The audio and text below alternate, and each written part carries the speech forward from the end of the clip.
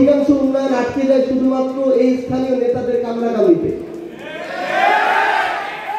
Intra এবং inter দলীয় যে কামরাকামি, এটার কারণে ঠাকুরগাঁর অধিকাংশ উন্নয়ন ব্যাহত হয়, ঠাকুরগাঁ, পঞ্চগড় বা উত্তরবঙ্গে। আমাদেরকে এই জায়গায় স্ট্রং একটা ভয়েস রেইজ করতে হবে। ভাই একটু আগে একটা কথা বলেছেন, একজন করতে চাইলে আরেকজন আটকে দেয়, এটা সত্যি কথা।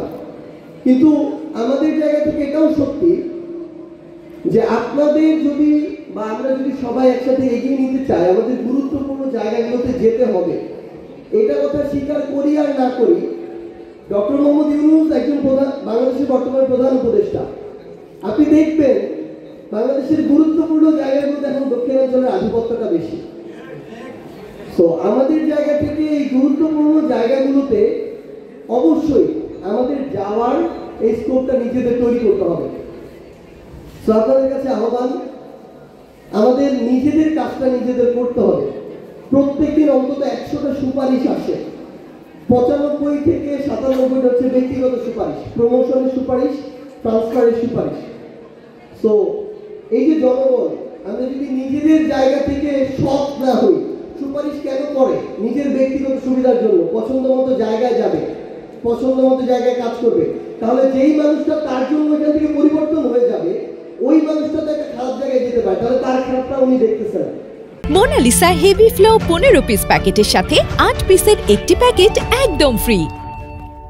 তো আলটিমেটলি এই যে ব্যক্তিগত সুবিধা দেখার যে আমাদের চিন্তা ভাবনা, এই জায়গাটা থেকে বের হওয়া খুবই ইম্পর্টেন্ট। শুধু রাজনীতিবিদ, শুধু আপনারা দেশ পরিবর্তন করতে পারবে না, জনগণকে পরিবর্তন করতে হবে।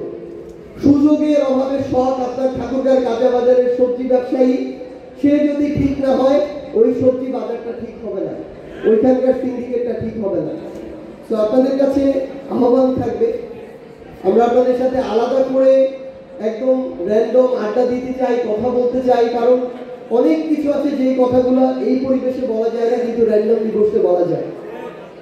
আমাদের আপনাদের কাছে একটা আহ্বান, অনুগ্রহ করে কাউকে এত বড় মনে করবেন না, এত শক্তিশালী মনে করবেন না যে সে ফেরাউন বা নমরুদ বা হাসিনার চেয়ে এই মুহূর্তে আপনাদের ঠাকুরগাঁয় শক্তিশালী। তো যে কোনো অন্যায়, অপকর্ম, এগুলো আমাদের সামনে নিয়ে আসতে হবে। সবার খারাপ আমল নামাগুলো মানুষের সামনে প্রকাশ্যে নিয়ে আসতে হবে। এটা যদি আমরা করতে পারি, তাহলে এই খারাপের ভিতরে যে একটা ভয়, সেই ভয়টা ধরবে এবং আমরা প্রত্যাশা করি শুধু ঠাকুরগাঁ না, পুরো বাংলাদেশের পরিবর্তনটা আনা সম্ভব। অনেক স্বপ্ন আছে, অনেক আকাঙ্ক্ষা আছে। ইনশাআল্লাহ আপনাদের সাথে আবার যদি কখনো দেখা হয়, আমরা একসাথে এগুলো নিয়ে কথা বলতে পারবো, আমরা একসাথে আগামী বাংলাদেশের জন্য বাস্তবায়ন করতে পারবো।